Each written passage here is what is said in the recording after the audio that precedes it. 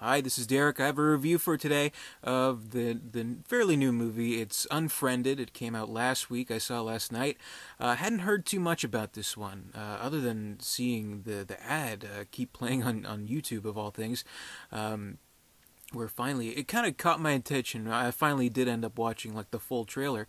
I was like, okay, yeah, this is interesting. It's like a haunted Skype session basically. So that kind of intrigued me. So it's kind of a silly, stupid movie, but at the same time, it's actually very enjoyable and a very good movie, actually. So I want to talk about it a little bit. This review is going to have spoilers, most likely. So if you don't want any spoilers, stop watching right now, right this second. If you have any kind of reservations about, going into it completely fresh, even though, I mean, obviously, I'm sure I'm not alone in this, but anybody walking into this movie is going to know that all these kids in this movie are going to die. The very last scene is going to be one last scare. The screen's going to cut to black, and it's going to be the end, because that's how these movies always work. And this one is no different, but I mean, the thing is, how it's not the destination, it's how you get there, basically, I guess is what you can say. And this has an interesting journey towards that destination. It is kind of like a Paranormal Activity sort of type kind of premise where we're supposed to suspend our disbeliefs and take this as something real that's happening. This is sort of real footage, like we're really watching in real time of this Skype session, basically. It's a year after this group of friends, other supposed friend, committed suicide after a barrage of cyberbullying that, drove her over the edge, basically. And she's blaming this group of kids, and it's a revenge ghost story, so that's kind of cool. I mean, with this movie and with how, it's kind of incorporating the Skype element to it, all that, I think it gives kind of an interesting angle on a very tried and true kind of, group of teenagers against monster, slasher, evil force, whatever kind of story. Because this is something that we've seen 100 times before, but in a different way, which I liked. I mean, even the characters themselves, they're 100% the tried and true tropes of these types of movies. We have kind of the main girl, the final girl, if you want to call it that, the downy innocent, the virgin, or is she? Who's kind of the main star of the movie, sort of. We have the understanding, sensitive boyfriend in the movie. We have the kind of douchebag jock type of character. We have the silly stoner character, or at least I think he was a stoner. Like he was like puffing like some kind of e-cigarette or something like that. We have the slut, the blonde slut, who everyone's like, oh, you slept with the whole football team or whatever. And some other girl who kind of shows up just to die. But we have those tried and true stereotypes in that, but kind of seeing them interact, and this, like, it feels like it's just like one long take, and seeing it kind of shown to us as the audience through the experience, as if we're controlling the computer ourselves, seeing the interaction on the computer in the Skype session, Facebook, everything like that, through the main character's point of view. So I think that's pretty interesting. That's something we've never quite seen before.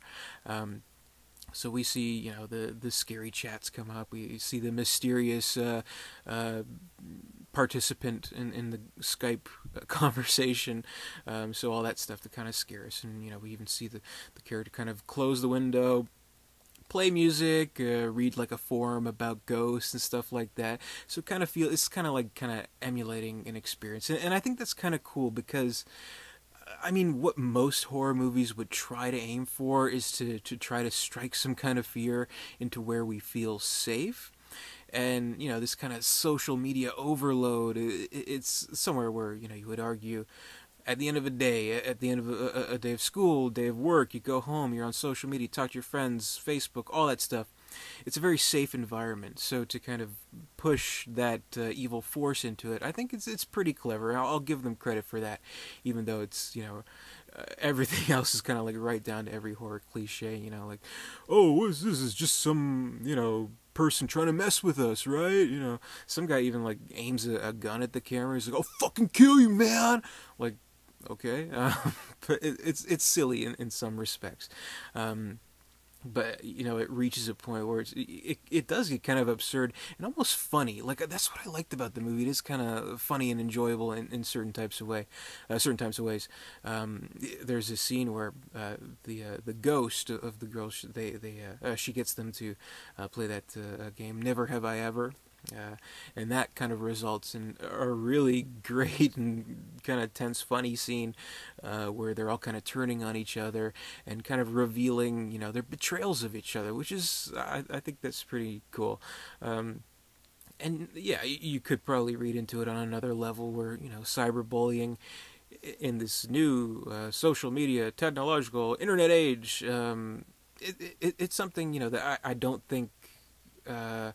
Has quite been addressed. I mean, look at the Carrie remake where they kind of tried to put that in, but it kind of failed miserably. So here it's like really directly about that, about cyberbullying, and how we have this group of kids where they even say, we're not bad people, we're good people, but they all do have their secret sin, their secret betrayal of this ghost character. Yeah, the basic outline is.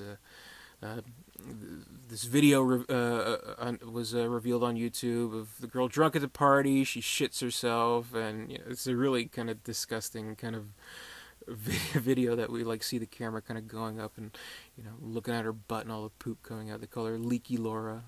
Laura Barnes is the character's name, and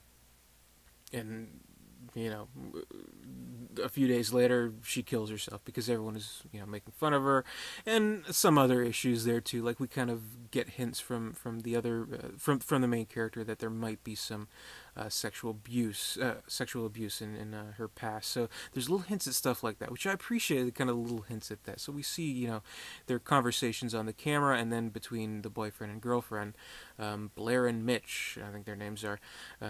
Do their names matter? I don't know. Them talking privately and via text. So it really kind of replicates that experience in a cool kind of way. And so it kind of addresses the cyberbullying kind of aspect to it, and how maybe everyone's not so innocent. It's like it's so easy to anonymously write something really, really mean, and that's the thing. It's you kind of separate yourself from actions like that, but at the same time our lives are just so interconnected to this kind of stuff. Like, I mean, one common complaint you could or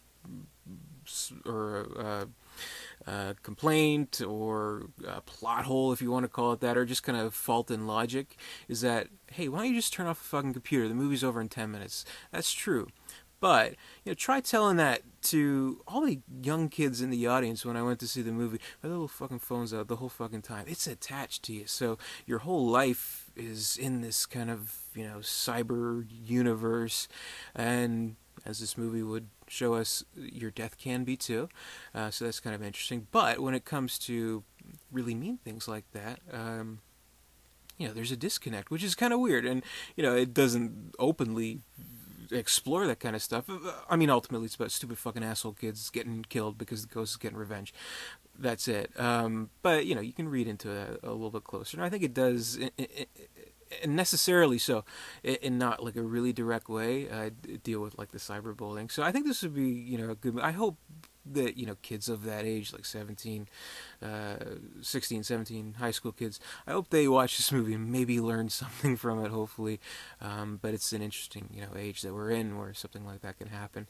But ultimately, it's your standard kind of horror, teenager, slasher, ghost, evil force, monster, whatever group of those kids getting picked off one by one.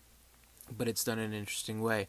All digital, all within this Skype session. There's even kind of an interesting scene near the end where Blair, she's trying to get help through some kind of different channel other than the Skype chat. And she can't leave because they're kind of forced to stay on. Otherwise, the evil spirit is going to possess them, kill them, etc., etc. Where she logs on to chat roulette.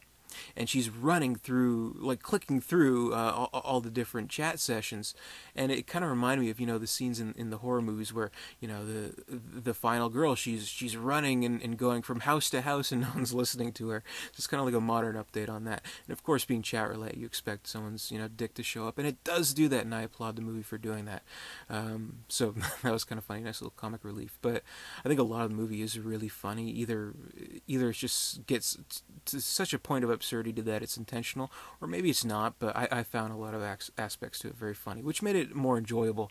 Just because certain aspects of it were so over the top, like the one jock douchebag. When they're playing the game, they're holding up their fingers.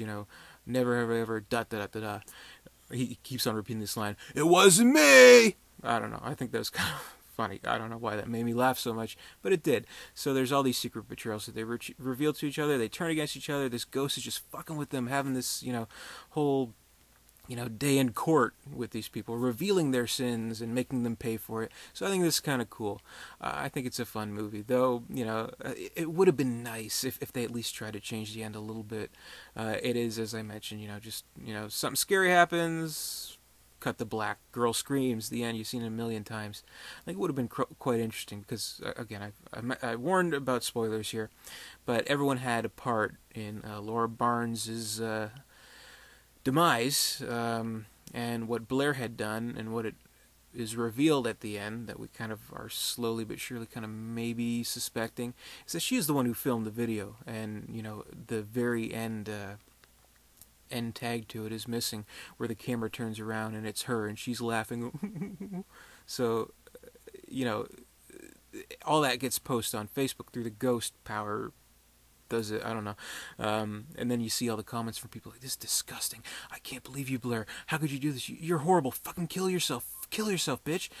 All that kind of stuff. So it would have been interesting if all that kind of forced her to kill herself, kind of this ironic, twist and suffering for her fate in the same way that she caused the fate for another person. So that would have been interesting, but, maybe that realistically would take a longer time span than a couple of seconds. By then the movie's over, cut to black, you see a ghostly face, and the movie's over.